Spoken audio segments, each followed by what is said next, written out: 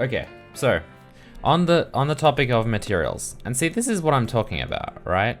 My brush is too thick. It's a disaster.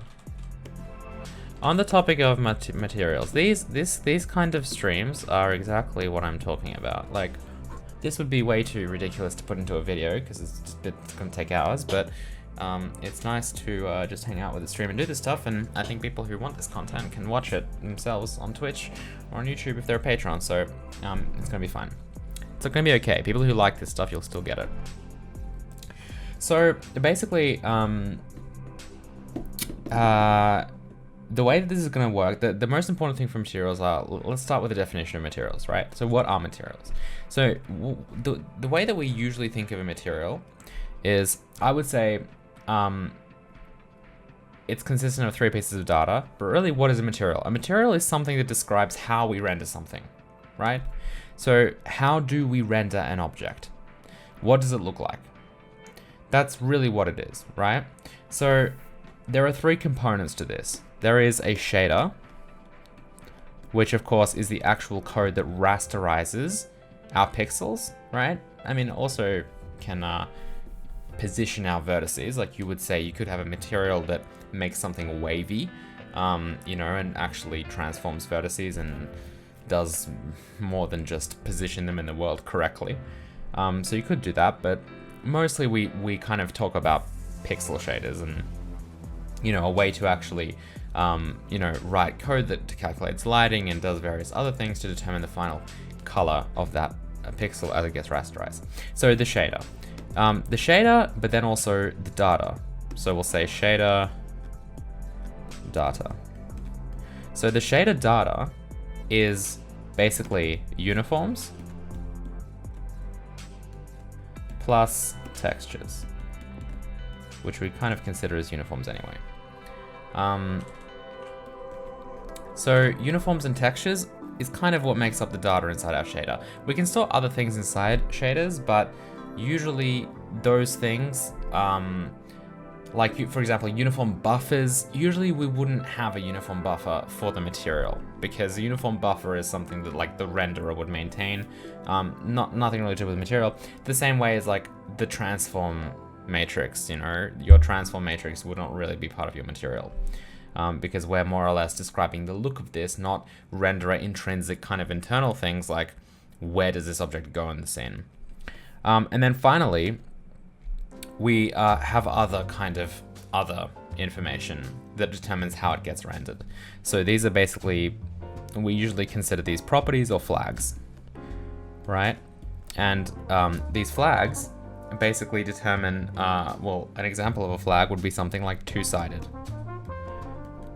So is this, let's say example. So is this material two-sided? Should I render this with culling, backface culling disabled, right? Is this, should this be depth tested, or should this write to the depth buffer, right? Stuff like that. This is what I mean by flags. Blending as well. What kind of blend mode should I use for this material? This kind of stuff, this is what a material actually is, right? Pipeline state, what do you mean by pipeline state? What kind of pipeline state? Anyway.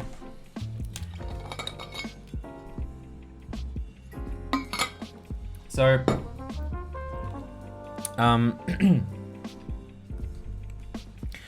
that's kind of what materials are. And so because of that, we kind of have an interesting little problem to solve here. The flags answer it. Okay, cool. Well, yeah, that's what I was thinking. I just thought maybe there was some specific pipeline state that I missed. Anyway, so how do we then, you know, populate this material with data? Like, namely, a shader is easy. We can provide a shader, that's no problem. Flags, we can provide flags as well. It's just a bit field usually, like it's fine, right? But what about this? Specifically, how do we know, when we have a shader, how do we know its associated data? So how do we know, hey, what textures does it require? What uniforms does it have?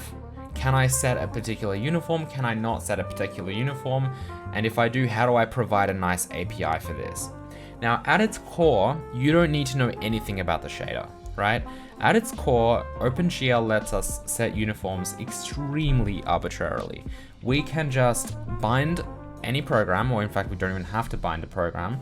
We can just do like GL, I don't know, what is it? Program, I think.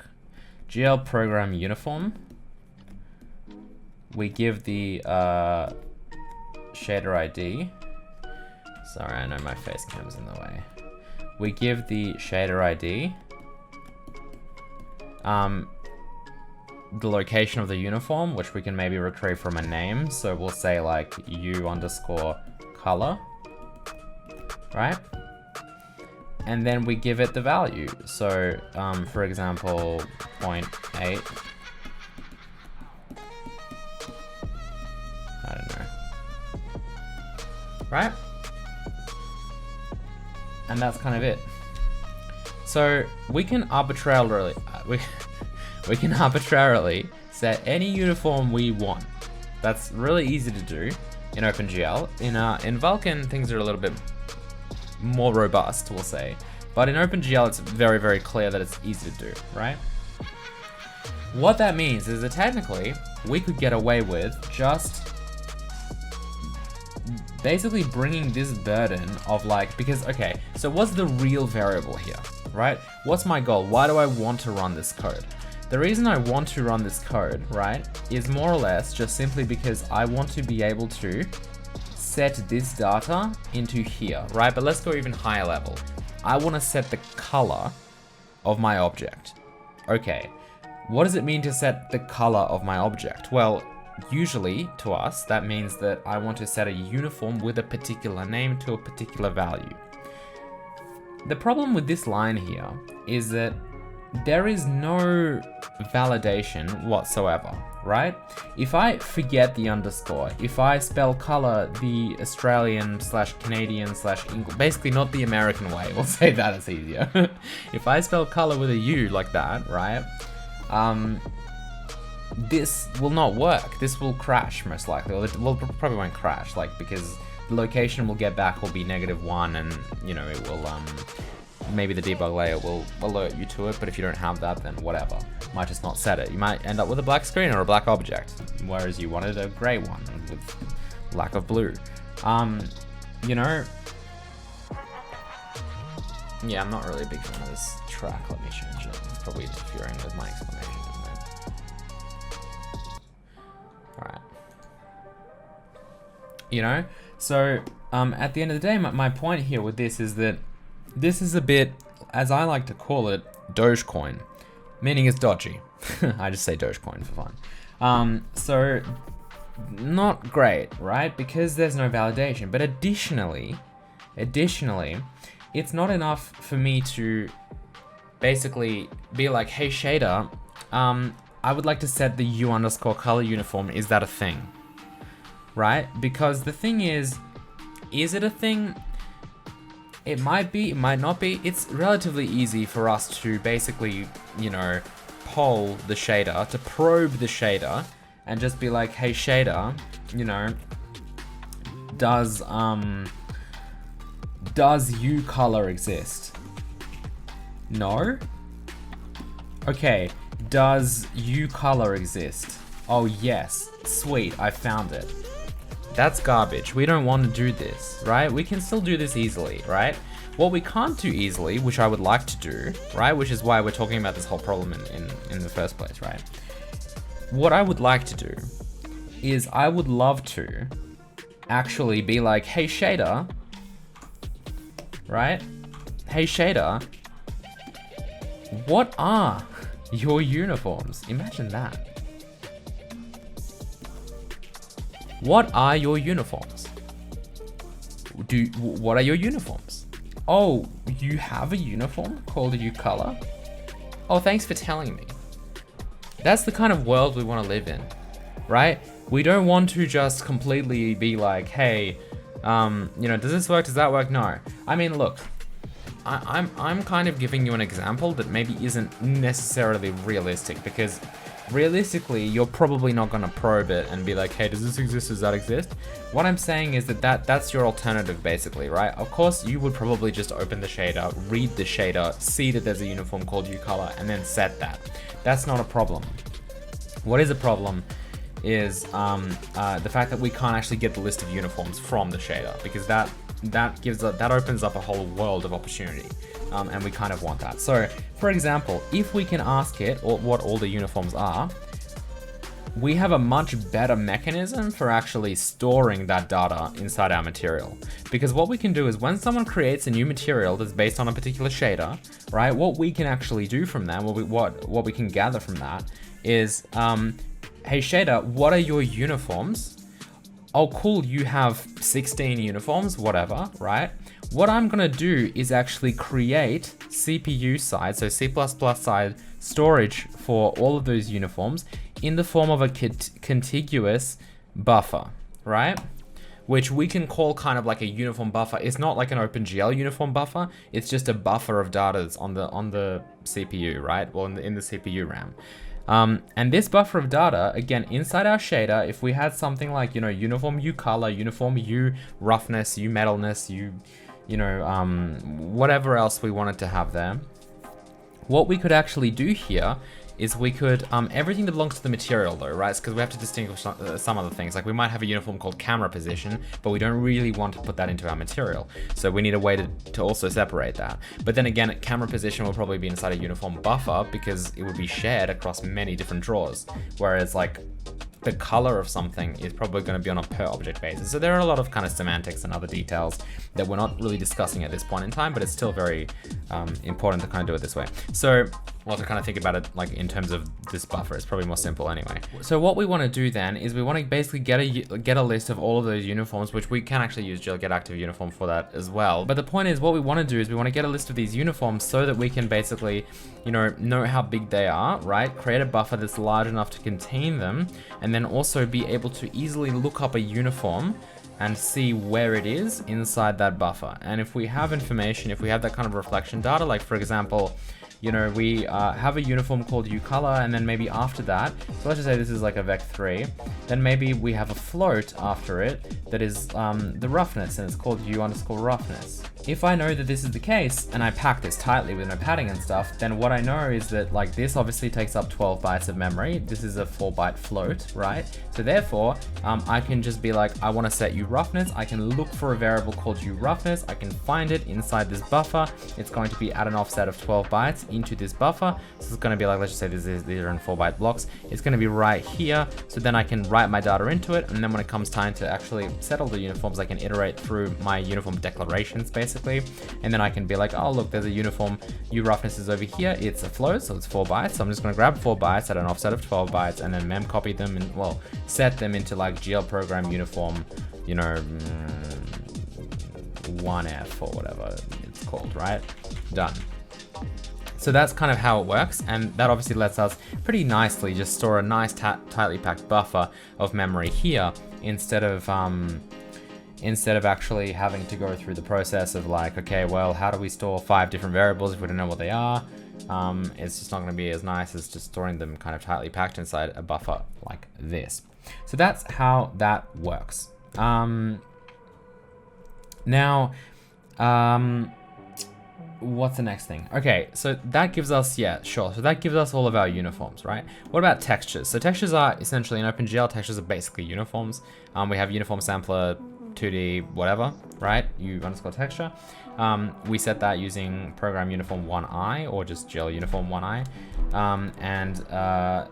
The way that texture slots usually work in OpenGL and what you want to do with them is you want to basically iterate through all of your texture slots inside your shader and just set them to some ascending order, right? So I think you can have up to 32 texture slots.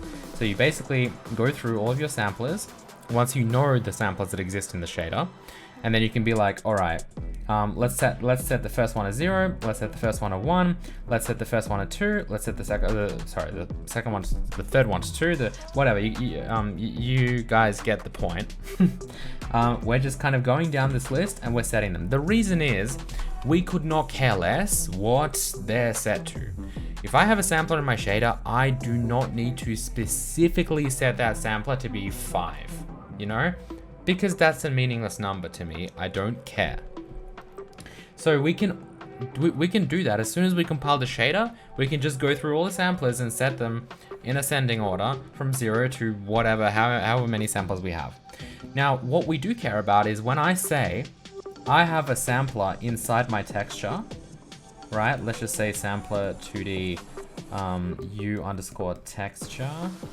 I know I'm kind of over the thing, but you guys can see it anyway. I have this sampler 2D u underscore texture. I want to set u underscore texture inside my material to be a particular value. So that means that when I render it, I need to bind that texture. So what I have to do is I have to say, hey, shader, u underscore texture, what slot did you assign to that? What texture unit did you give it? When you did your GL uniform 1i, what number did you shove in there? Oh, number 2. Oh, cool, okay. So then what I'll do is when it's time to actually bind this material for rendering, I will bind whatever texture I assigned inside my shader data to u underscore texture. I will bind that to slot 2 because u texture belongs in slot 2 in the shader. So that's kind of the relationship that we create there, right? It's not like we have to set uniform 1i all the time or, you know, deal with that. We don't need to care about that at all. The shader will automatically set all of the samplers to just whatever they need to be. And we can ask the shader to just give us the texture slot that belongs to a particular texture. And then we know what slot to bind into by doing something like GL bind texture unit or whatever on earth it is, right? All right. So, where do the problems begin? Now, I'm a little bit rusty with all this new OpenGL API. Is there a function that we can use to get information about uniform buffers?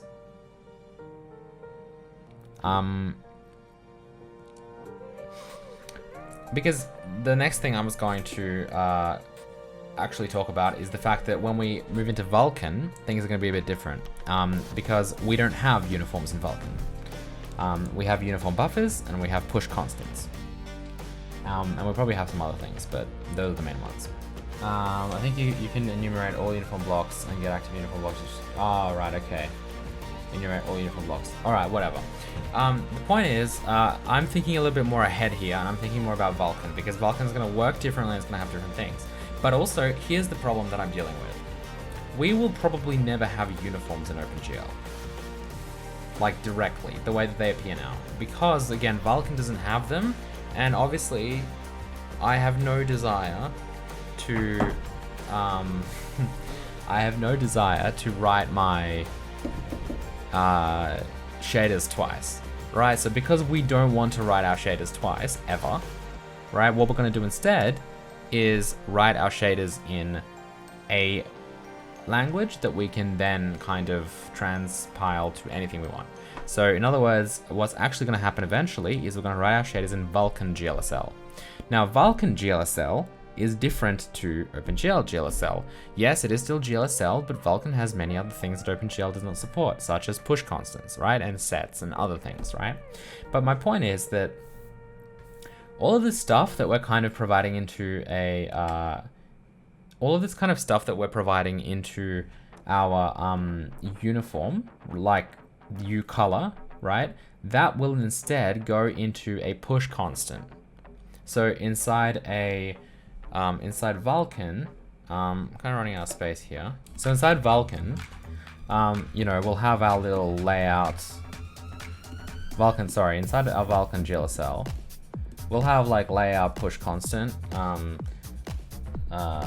I don't remember the exact syntax. Layout push constant, and then we can basically just have a buffer, right? And then we can have like, you know, vec3,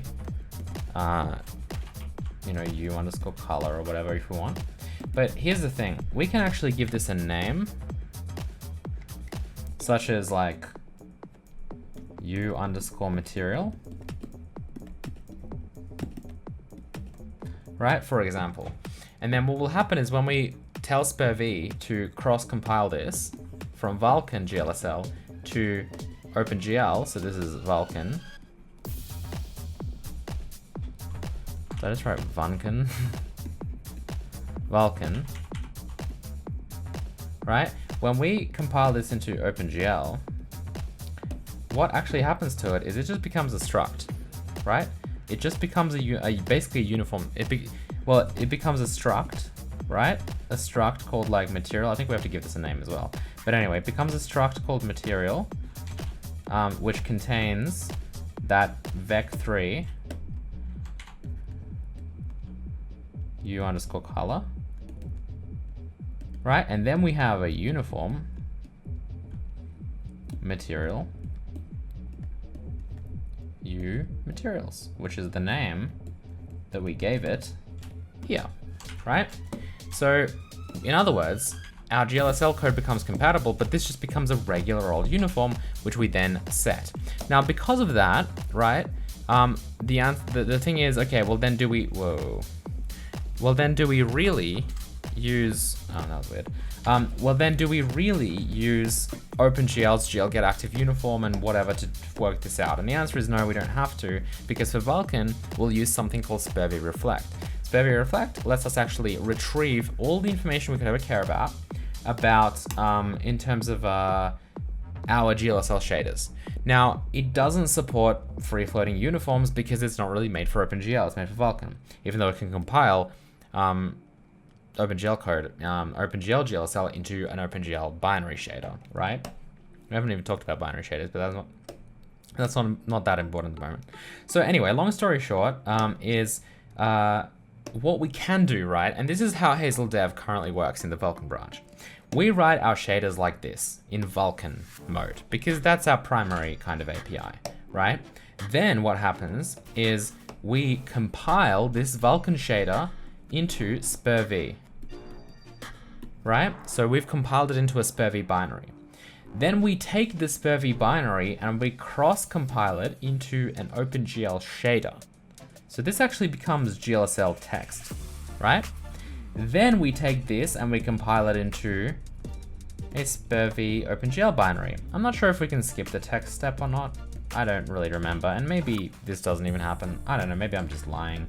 We'll see. But the point is, it gets compiled into an OpenGL SPERV, and then we just use GL like shader binary or binary shader or whatever to basically set that into OpenGL. But see, here's the thing. Since SPERV Reflect doesn't support this, we can't get information about this from this binary. But we can actually use this binary, which exists anyway, because remember, the text gets compiled to Vulkan GLSL, which doesn't require Vulkan. You don't need the Vulkan API installed. You can completely not depend on it. You still need SPERV, which we need anyway, right? And SPERV Reflect. So from that Vulkan binary, right, because remember, you're just compiling bytecode here. It's just a compiler, nothing to do with rendering or the API. It's just a compiler. So what you do then here is, since we have this SPERV binary, we can actually use SPERV Reflect on the Vulkan binary to get information about the constant buffers, which are the push constants, right? And once we do that, well, there's our color variable that we can easily inspect. We can see the type, we can see the name, we can see the offset, we can see the size, we can see anything we want to possibly see about it. If it's an array, we can see all the details about that. And we can actually still use this data in our OpenGL rendering to determine, hey, we need to create a buffer with a variable called uColor inside it, right? So that is the full thing. Push constants are 128 bytes. 256 maybe in some implementations, but it's 128, right? You can use dynamic uniform buffers and other uniform buffers and maybe even shader storage stuff for other things, but 128 bytes is actually not bad. It's just that problematically, as far as I'm aware, it's pretty common to put your transform matrix inside a push constant, which already takes up half of it. Which half of it, because it's 64 bytes. But anyway, it's been okay for us in Hazel Dev so far, because that still leaves us with 64 bytes of actual values. You know, you're not talking about textures or anything, right? And even like a vec4 is 16 bytes, but you know, you don't need that much stuff. You know, like you have a lot of floats, which are 4 bytes. You don't have that many vec3s apart from like color. I don't know. I haven't run out of space yet. And if I did, I guess I would just use a uniform buffer or a dynamic uniform buffer or something like that. Anyway, whatever.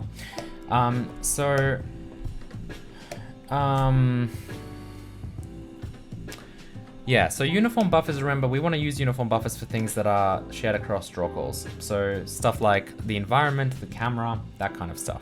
Which is why, again, the push constants are just like, I am rendering a sphere. I need stuff that is specific to that sphere, such as the position of the sphere, which is like the transform matrix, the color of the sphere, the roughness of the sphere, if it's not using a texture, you know, that kind of stuff. All right, I think that is pretty much it. What else can I say, really? Yeah, so long story short, that this process right now, which over the months, this is what Hazel does in Hazel Dev. This seems pretty good to me. It's a bit annoying that we first have to compile Vulkan before we get to OpenGL, but it shouldn't be that much of a problem because, of course, shaders only need to be compiled when they're changed, which is not that common outside of developing the engine, right? So if you're actually creating a new shader and you're working on a shader, and you're working in OpenGL, yeah, you'll have to be compiling your shader into SPIR-V Vulkan and then cross-compiling it into SPIR-V OpenGL. I don't really think there's a problem with that because you have to write your shader in Vulkan GLSL, because otherwise, what are we doing? Like, I don't want to write my shader twice, and obviously OpenGL OpenGL GLSL is not compatible with Vulkan. So that's basically, I think, the story of materials and everything we need to do inside Hazel Dev. So again, what I'm thinking about now, inside Hazel and inside the Game Engine series. So what I'm thinking about for now, right, is if we are going to eventually use Vulkan, which, I mean, we are, right? If we are eventually going to use Vulkan, then why would we waste time doing stuff like GL active uniform and trying to retrieve uniforms from OpenGL if we're going to no longer have uniforms written anymore, right? I think it would be better to embrace Vulkan and embrace SPIR-V and just do that immediately, even though, again, technically speaking, right?